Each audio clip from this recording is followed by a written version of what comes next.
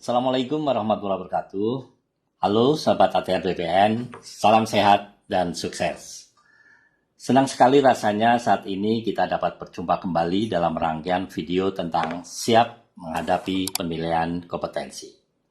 Dan kali ini kita akan berbincang-bincang mengenai salah satu kompetensi dari 8 jenis kompetensi manajerial, yaitu kompetensi pengambilan keputusan.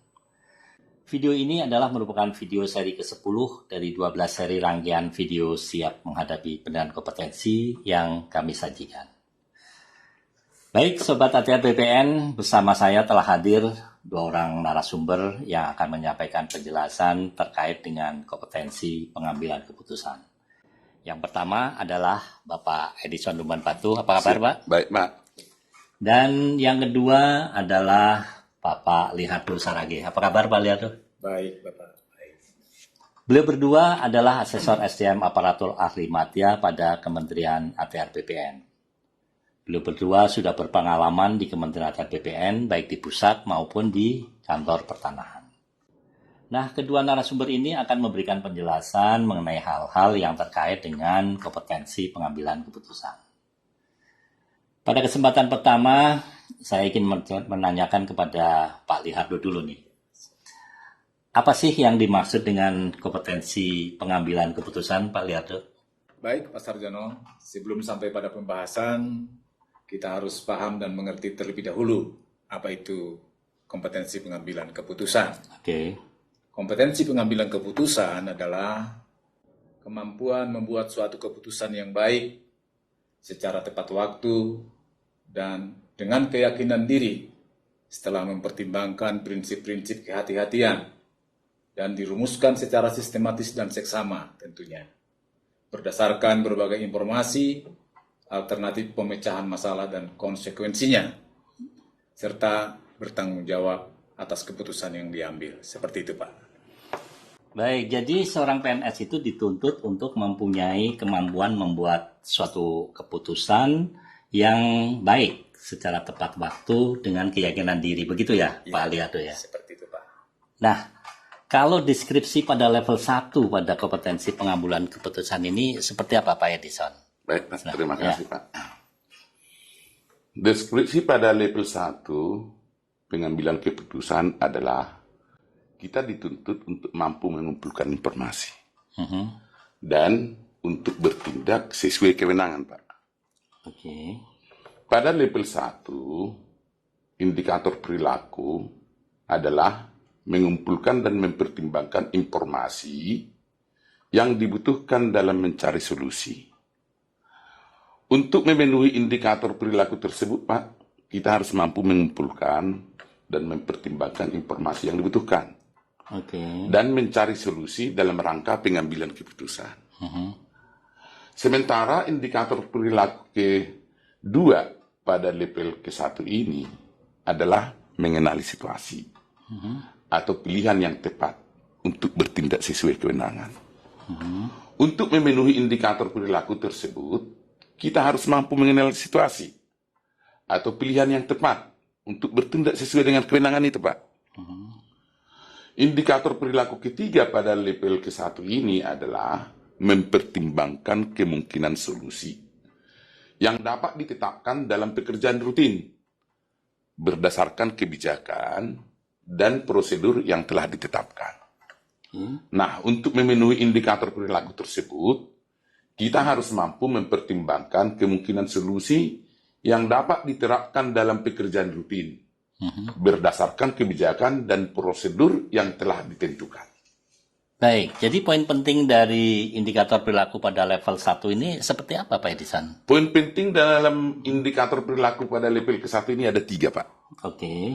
Yang pertama, mengumpulkan dan mempertimbangkan informasi yang dibutuhkan dalam mencari solusi. Oke. Yang kedua, mengenali situasi atau pilihan yang tepat untuk bertindak sesuai kewenangan. Sedangkan yang ketiga, mempertimbangkan kemungkinan solusi yang dapat diterapkan dalam pekerjaan rutin berdasarkan kebijakan dan prosedur yang ditetapkan. Mungkin begitu, Pak. Berarti inti daripada level 1 ini adalah bahwa seorang PNS dituntut untuk mampu bertindak sesuai dengan kewenangan yang dimilikinya. Begitu Pak Edison? Iya, Pak. Baik. Kalau untuk level 2, seperti apa ya Pak Liardo? Barangkali Bapak bisa menjelaskan deskripsi atau indikator-indikator perilaku pada kompetensi pengambilan keputusan level 2 itu. Silakan Pak Liardo. Ya, baik Pak Sarjono. Adapun yang menjadi deskripsi daripada level 2 pengambilan keputusan adalah menganalisis masalah secara mendalam.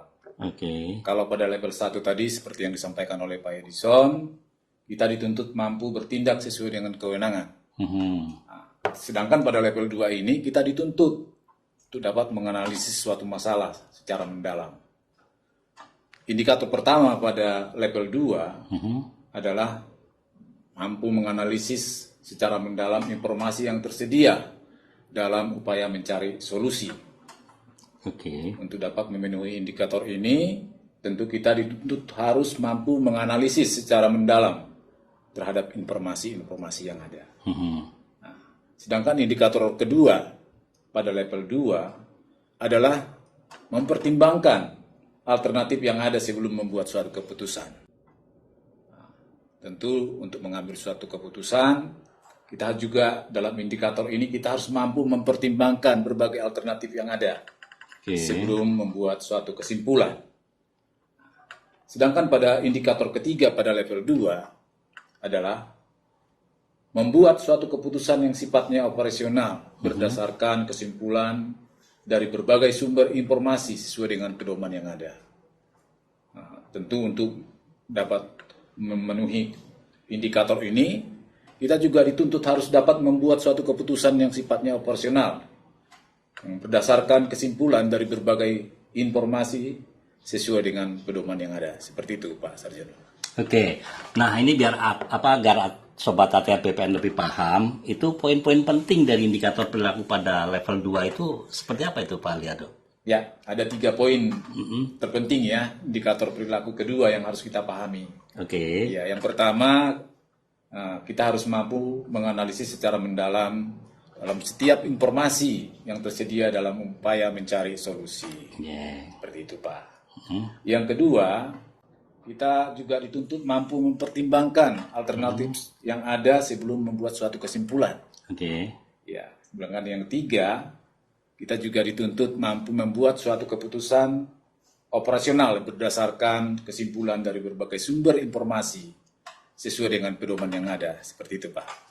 Baik, Pak Liardo, berarti pada level 2 itu seorang PNS dituntut untuk mampu menganalisis secara mendalam. Begitu ya Pak Liardo ya? Ya, seperti itu, Pak. Nah, kalau untuk level 3 itu deskripsi dan indikator-indikator perilakunya seperti apa Pak Edison? Baik, Pak. Kalau deskripsi pada level 3 pengambilan keputusan adalah membandingkan berbagai alternatif. Oke. Menimbangkan risiko keberhasilan dalam implementasi. Nah, pada level pertama yang dijelaskan tadi, kita dituntut untuk mampu mengumpulkan informasi dan bertindak sesuai kewenangan. Oke. Pada level kedua, kita mampu menganalisa masalah secara mendalam. Ya. Seperti yang dijelaskan Pak Liardo tadi. Ya, betul. Nah, sedangkan pada level ketiga, kita dituntut untuk membandingkan berbagai alternatif dan juga menimbangkan risiko Oke. dan keberhasilan dalam implementasi. Gitu, Pak. Indikator perilaku pertama pada level ketiga adalah membandingkan berbagai alternatif tindakan dan implikasinya. Nah, untuk dapat memenuhi indikator perilaku tersebut dalam mengambil keputusan, kita harus mampu, Pak, membandingkan berbagai alternatif tindakan dan juga implikasinya.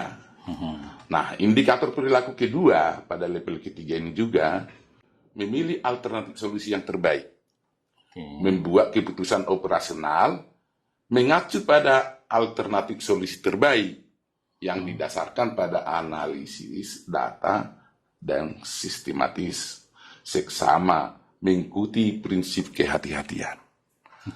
Untuk dapat memenuhi indikator perilaku tersebut, kita harus dapat memilih alternatif solusi tentunya yang terbaik.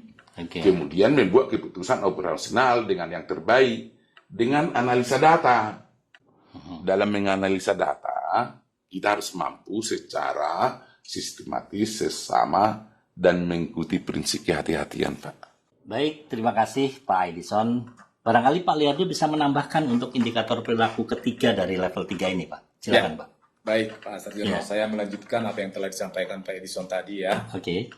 Saya melanjutkan indikator perilaku ketiga pada level 3 pengambilan keputusan adalah menyeimbangkan antara kemungkinan risiko dan keberhasilan dalam implementasinya. Oke. Ya, seperti itu, Pak.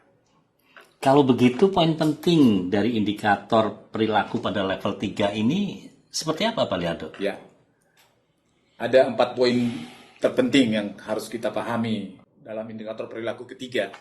Oke. Yang pertama, membandingkan berbagai alternatif, tindakan dan implikasinya. Itu yang pertama. Yang kedua, kita juga harus mampu memilih alternatif solusi yang terbaik. Oke. Membuat keputusan yang sifatnya operasional, mengacu kepada alternatif solusi terbaik, tentunya didasarkan kepada analisis data yang sistematis, seksama, mengikuti prinsip kehati-hatian. Dan yang keempat, kita juga dituntut mampu menyeimbangkan antara kemungkinan risiko dan keberhasilan dalam implikasinya. Seperti itu, Pak. Baik, terima kasih Pak Liardo. Baik Sobat ATR BPN, untuk kali ini pembahasan kita masih sebatas pada level 1 sampai dengan level 3 dari kompetensi pengambilan keputusan. Dengan pembahasan yang disampaikan oleh kedua narasumber, semoga bincang-bincang kita ini akan menambah pemahaman bagi para Sobat ATR BPN. Baik, Pak Edison dan Pak Liardo, sebelum kita akhiri sesi ini, dipersilakan menyampaikan closing buat Sobat ATR BPN. Silakan mungkin dari Pak Liardo dulu. Baik, Sobat ATR dimanapun kita berada, penting bagi kita sebagai peserta asesmen atau sesi untuk dapat benar-benar memahami perilaku masing-masing level kompetensi pengambilan keputusan yang telah kita bahas ya. Oke. Sebagai salah satu kompetensi yang akan dinilai dalam kegiatan assessment center. Tentu dalam mempersiapkan diri dalam pekerjaan tugas sehari-hari, ada langkah-langkah yang harus kita lakukan sehingga kita dapat mengambil suatu keputusan. Yang pertama, bagaimana kita menimbulkan kesadaran bahwa suatu keputusan memang harus kita ambil. Itu yang harus kita pahami. Yang kedua, kita juga harus dapat mengidentifikasi alternatif yang ada sebelum membuat suatu keputusan. Kemudian yang ketiga, kita juga harus mampu mempertimbangkan risiko yang mungkin timbul dalam pengambilan keputusan tersebut. Yang keempat, mari kita melibatkan orang lain dalam pengambilan keputusan. Yang kelima, ya kita harus bisa mendefinisikan tujuan secara jelas dan lengkap. Dan terakhir, kita juga harus mampu memanfaatkan informasi yang baik yang dapat mendukung pengambilan suatu keputusan. Seperti itu, Pak. Oke, kalau Pak Edison? Saran saya kepada Sobat ATR BPN di pusat ataupun daerah, tetap semangat bekerja dalam setiap mengambil keputusan dalam unit kerja agar selalu bertindak hati-hati. Membandingkan berbagai alternatif sesuai dengan aturan dan kebijakan yang ada. Salam sehat, tetap semangat. Baik, Sobat ATR BPN, sampai di sini sesi kita kali ini. Semoga bincang-bincang kita kali ini dapat bermanfaat dalam upaya mengembangkan kompetensi ASN di lingkungan Kementerian ATR BPN. Ikuti terus series Siap Menghadapi Kompetensi pada video-video lainnya.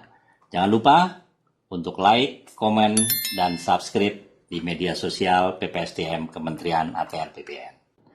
PPSDM Road to Courtroom. PPSDM mencetak ASN muda unggul.